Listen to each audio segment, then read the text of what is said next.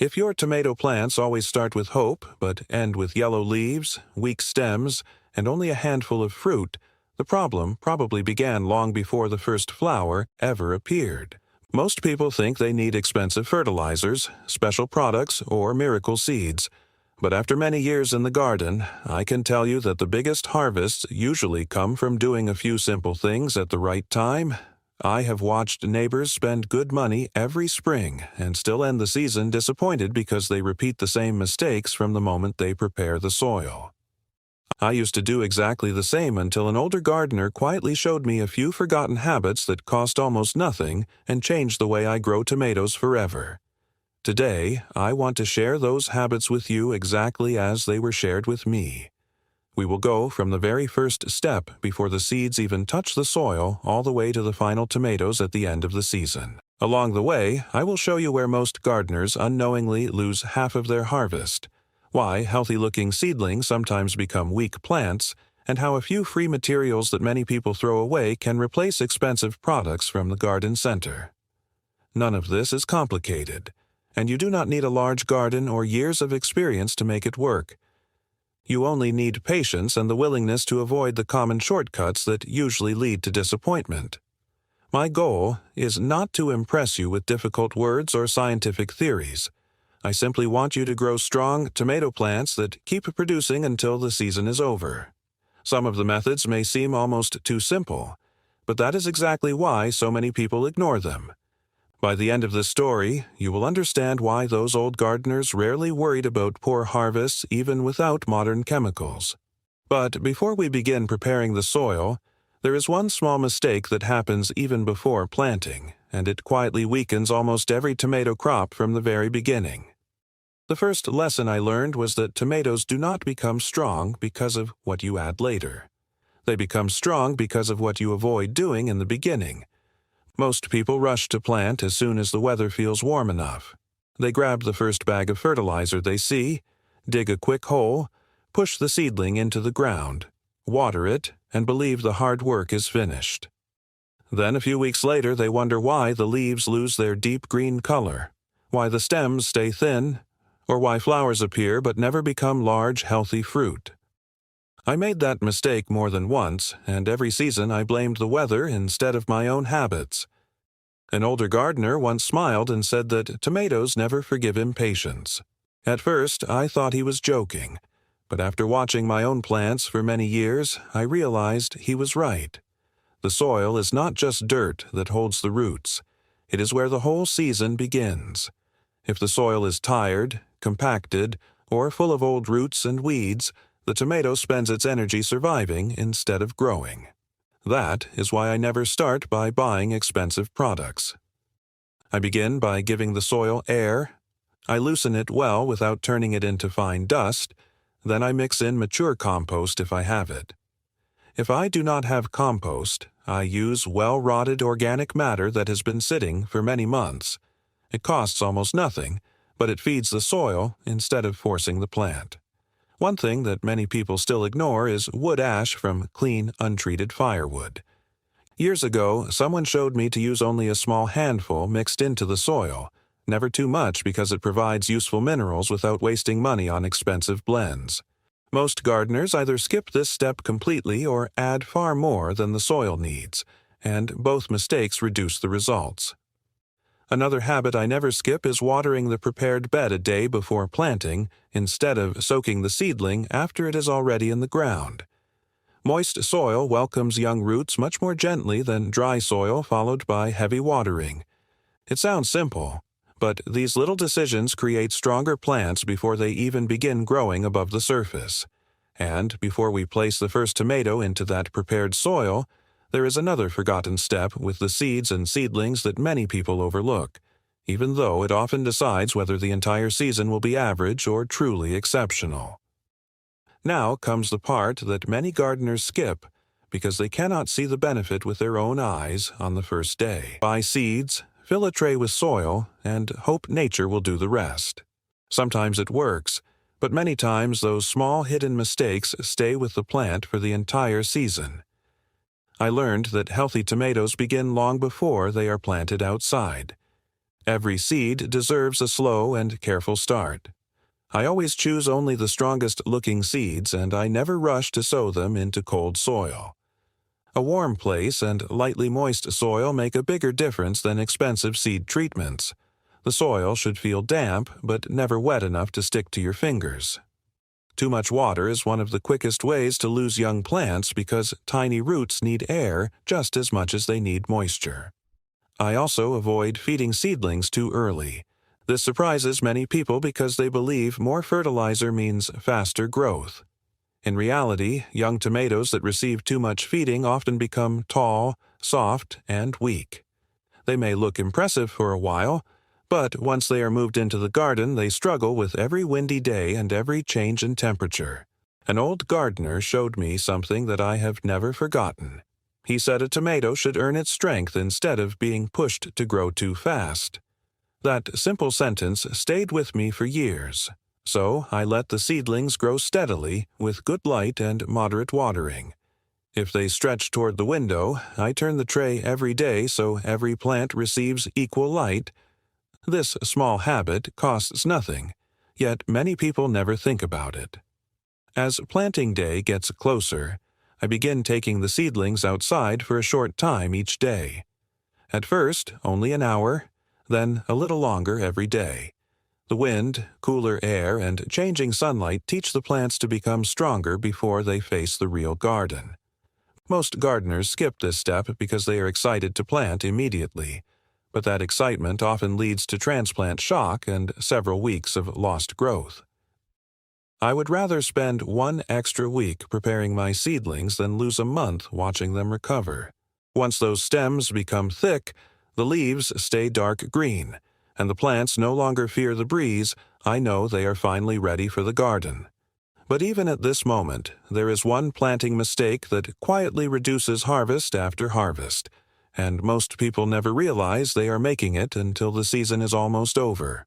Planting day is where many tomato harvests are won or quietly lost. I have seen people buy beautiful, healthy seedlings, prepare good soil, and then ruin everything in just a few minutes because they hurry through the planting itself.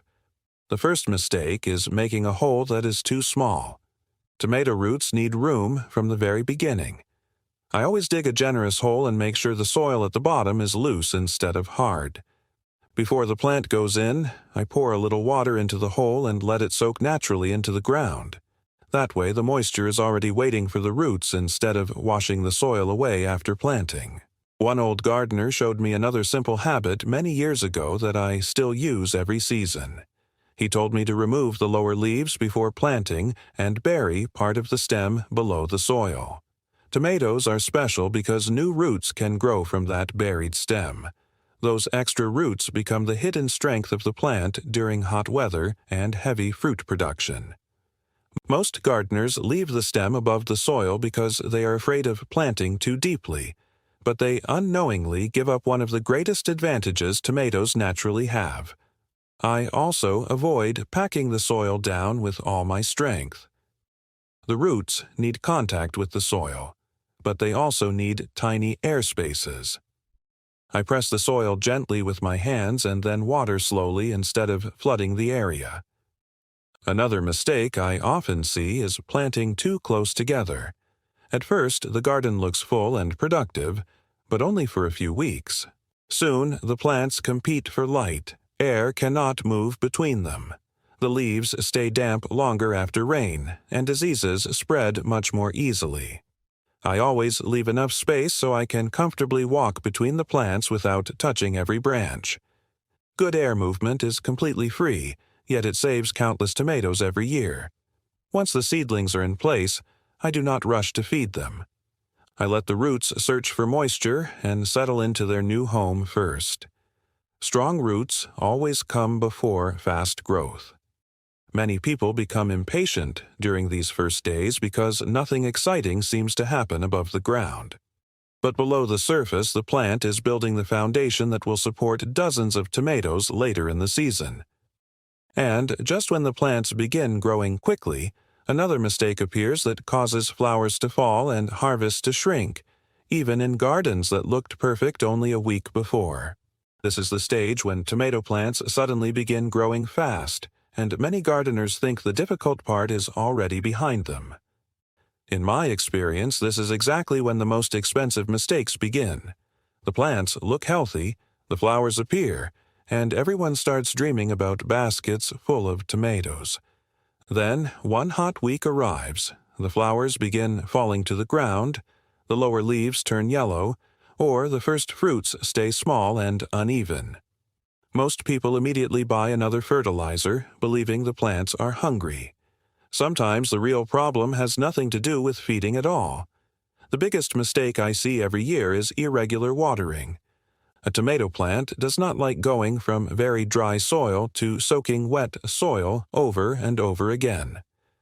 Those sudden changes put stress on the roots, reduce nutrient uptake, and often lead to cracked fruit or poor development.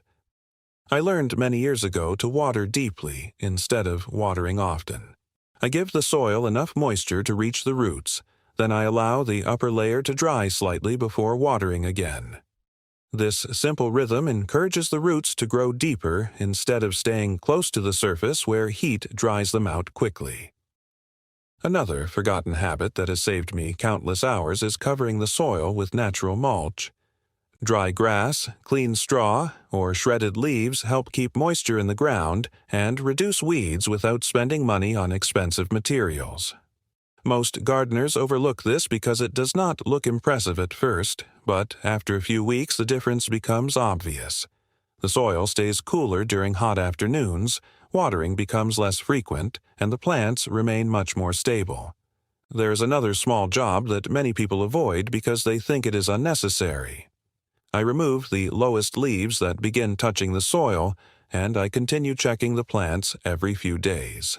This improves air movement and reduces the chance of diseases spreading from the ground after rain.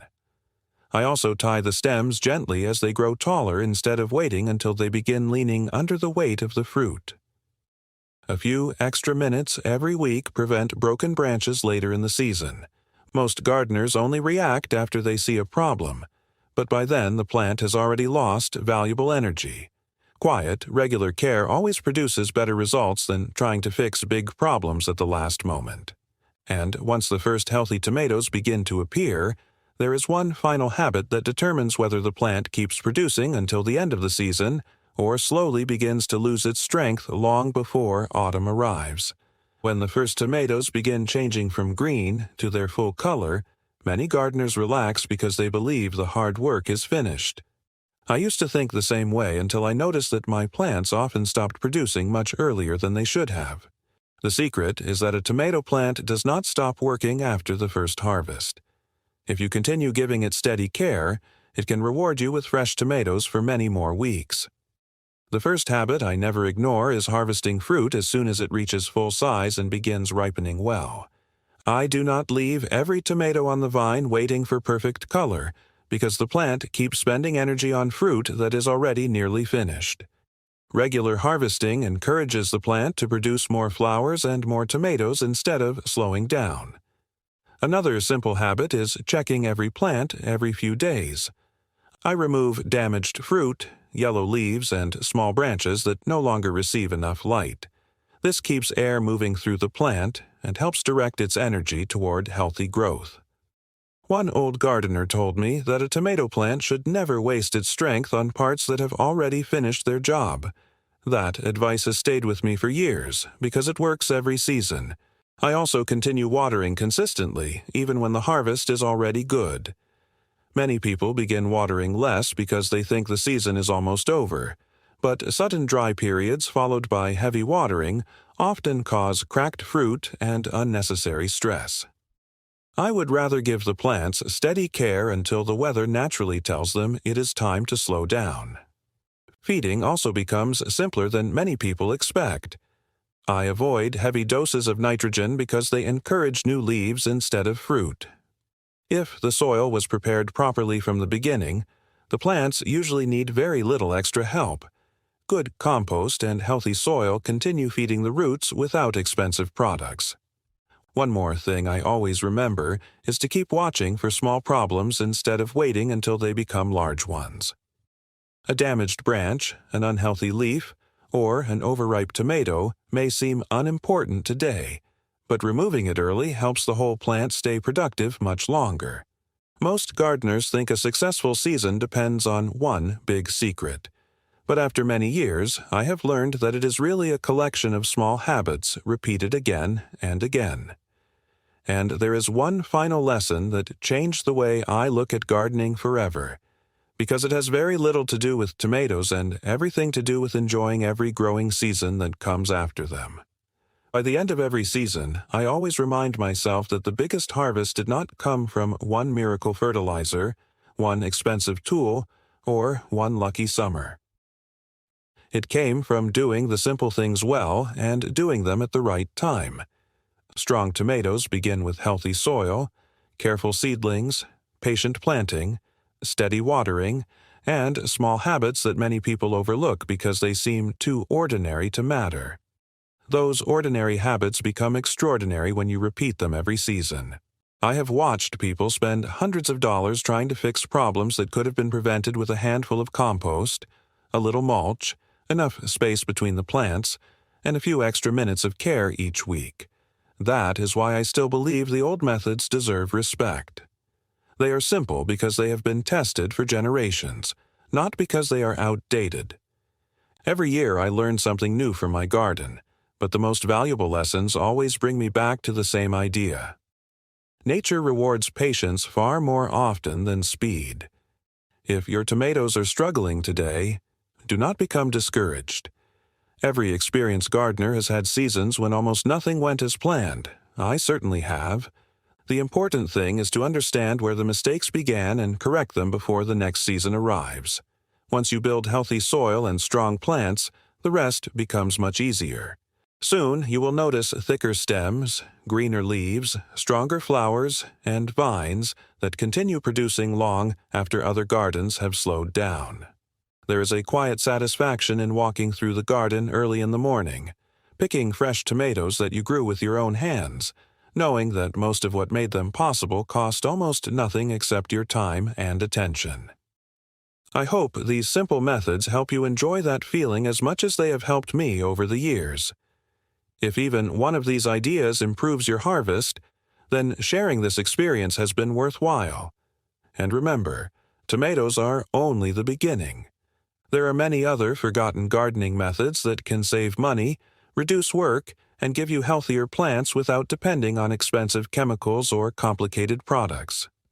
That is exactly what I look forward to sharing with you next, because sometimes the oldest gardening lessons still produce the best results today.